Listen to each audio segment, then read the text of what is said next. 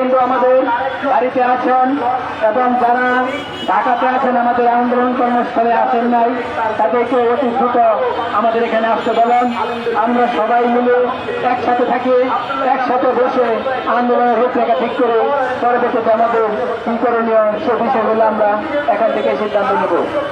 আমাদের এখানে অনেক জ্ঞানী ব্যক্তিত্ব আছেন, অনেক গুণী ব্যক্তিত্ব আছেন, অনেক মুরব্বী যারা বয়স্ক লোক আছেন তারা আছেন।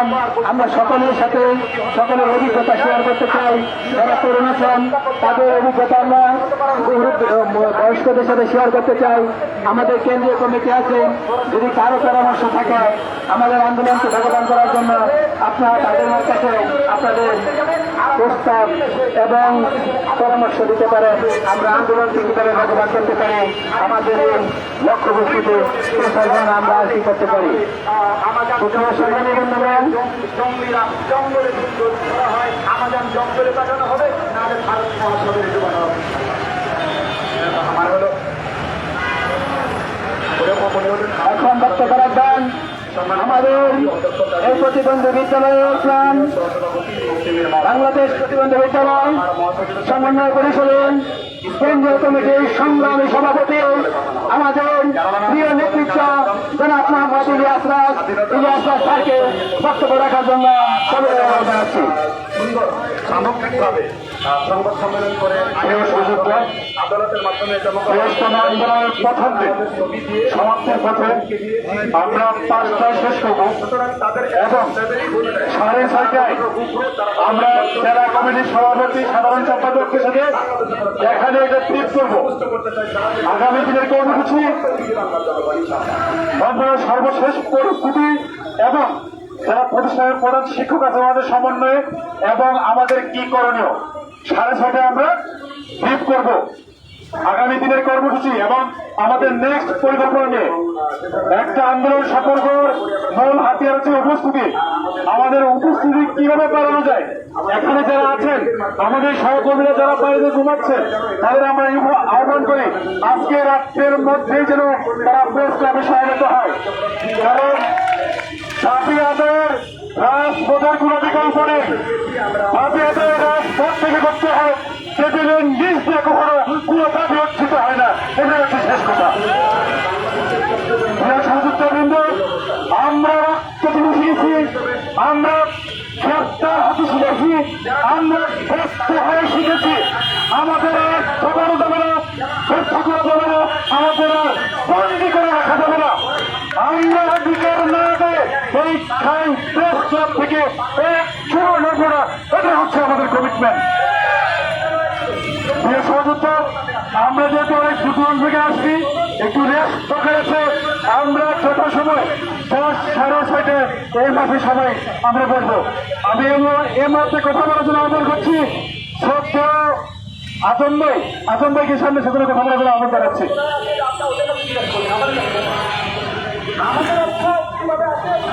আসসালামু আলাইকুম। আজকের বিভিন্ন অঞ্চল থেকে আপনারা এসে সেই সকাল থেকে অদ্য পর্যন্ত আজকের আমরা সফল একটা প্রোগ্রাম শেষ করতে পেরেছি। ইতিমধ্যে বাংলাদেশের বর্তমান নেতৃত্ব বিএনপি থেকে আমাদের সাথে সম্মতি প্রকাশ করেছেন এবং জামাতের নায়েবে আমির এবং হলো এনসিপি। বর্তমান সময়ের পোটেনশিয়াল 3টা দল ইসলামী আন্দোলন সহ আমাদের সাথে ইতিমধ্যে আগামীকাল পরশু বাংলাদেশের একটি দলে বাকি রাখবে না বর্তমান সময়ের যারা লিড দল। তো সুতরাং আমাদের যে কাজটা করতে হবে, আমরা ইতিমধ্যে যারা উপস্থিত হয়েছি, ওই যে তাবলিগ জামাতে একটা কথা বলে মাসোয়ারা করা, নিজে আমরা হাজির হয়েছি, অন্যকে এখন হাজির করার জন্য প্রত্যেকেই আমরা কাজ করব।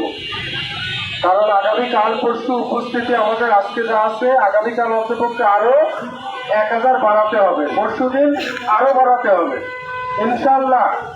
আজকে আমাদের অলরেডি মনে হয় 2000+ আছে, আগামীকাল পরশু 5000 লোক করেন ইনশাল্লাহ। পরশু দিন আমরা ফলাফল হাতে নিয়ে যাব।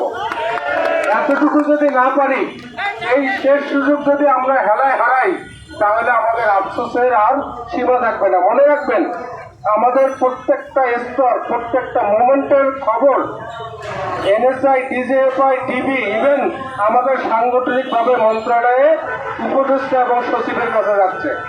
আগামীকাল আজকের অ্যাক্টিভিটিস প্রধান উপদেষ্টা কার্যালয়ে চলে যাবে। সুতরাং আমরা যে আমাদের দাবি আদায়ে অটুট, আমরা যে একাত্মতা ঘোষণা করে বেশিরভাগ উপস্থিতি এখানে আমাদের উপস্থিত করা দরকার। এটাই আমরা চ্যালেঞ্জ নেই, সবাই কাঁধে কাঁধ মিলিয়ে আগামী 2টা দিন সব মঙ্গল সর্বোচ্চ উপস্থিতি দিয়ে আমাদের কাঙ্ক্ষিত ফলাফল অর্জন করি, এই আশাবাদ ব্যক্ত রাখতেছি। আপনারা যে যার মতো একটু রেস্ট নেন, সন্ধ্যা 6:30 চলে আসেন। আমরা এখানে একটু ওয়ার্কশপ করব উপস্থিতি বৃদ্ধির জন্য, কি করণীয় আপনাদের পরামর্শ নিব এবং আমরা সর্বাত্মক অবস্থান এখানেই অবস্থান করব। আমরা দিন রাত এখানেই অবস্থান করব। 3টা দিন আরামায় ছেড়ে দেব ইনশাল্লাহ। আপনারা রাজি আছেন? এখানেই থাকবো ইনশাল্লাহ। আমরা বিজয়ী হবই হব 72 ঘন্টার মধ্যে। আসসালামু আলাইকুম রহমতুল্লাহ।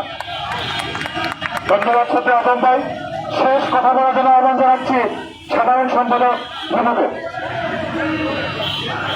ধন্যবাদ। যেহেতু আজকে আমাদের অবস্থান কর্মসূচির প্রথম দিন, আদৌ আমাদের উপস্থিতিটাই আমাদের বলে দেয় যে আমরা সফলতা আনতে পারবো কি না। আমাদের উপস্থিতি আমাদের সংগ্রামে তীব্র আকার ধারণ করবে। তাই সকলের কাছে আমার অনুরোধ থাকবে যে যেখানে থাকেন না কেন আপনারা আপনাদের স্থান থেকে প্রত্যেকের প্রতিষ্ঠান থেকে শতভাগ উপস্থিত নিশ্চিত করেন। এক একটা প্রতিষ্ঠানের স্টাফ সম্পর্কে আমরা জানি, কার প্রতিষ্ঠানে কতজন স্টাফ আছে আপনিও জানেন। দয়া করে শতভাগ উপস্থিত নিশ্চিত করেন, ফলাফল নিশ্চিত করবেন আপনারা। আপনাদের উপস্থিতি, আপনাদের সংগ্রাম, আপনাদের যুদ্ধই আপনাদের সফলতা এনে দেবে ইনশাল্লাহ। তাই দয়া করে এখন যে আছেন সকলে উপস্থিতি বাড়ান। আর প্রত্যেকটা দিনে সারা দিনের খোঁজ খবর সব আপনারা পাবেন। আপনাদের সন্ধ্যার পর আপনাদের সাথে কেন্দ্রীয় কমিটি বসবে, সকল নেতৃবৃন্দকে নিয়ে, জেলা নেতৃবৃন্দকে নিয়ে আপনাদের বসবে।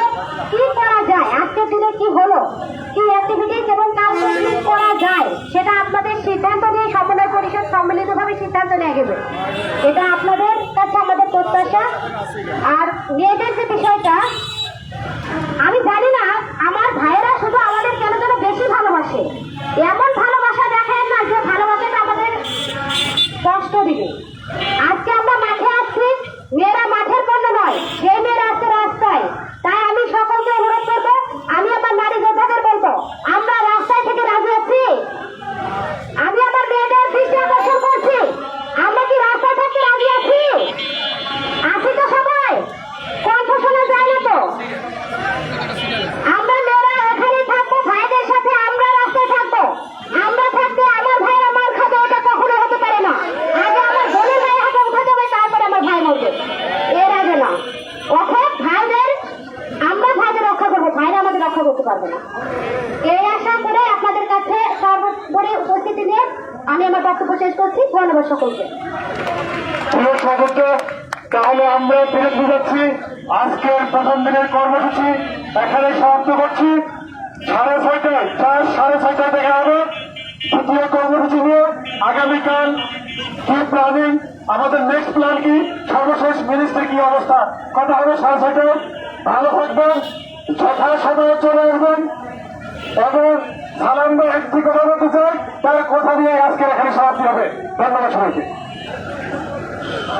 অনেক বক্তব্য সবাই সারাদিন দিয়েছেন। আমাদের অধিকারের প্রশ্নে আপনাদের জ্ঞাতার্থে একটা বিষয় যুক্ত করতে চাই। যারা আশেপাশে হোটেলে উঠবেন, যারা সামর্থ্যবান এরকম আছেন আশেপাশে হোটেলে উঠবেন, যাদের মোবাইলে একটু আপনার চার্জ নাই একটু সহযোগিতা করবেন।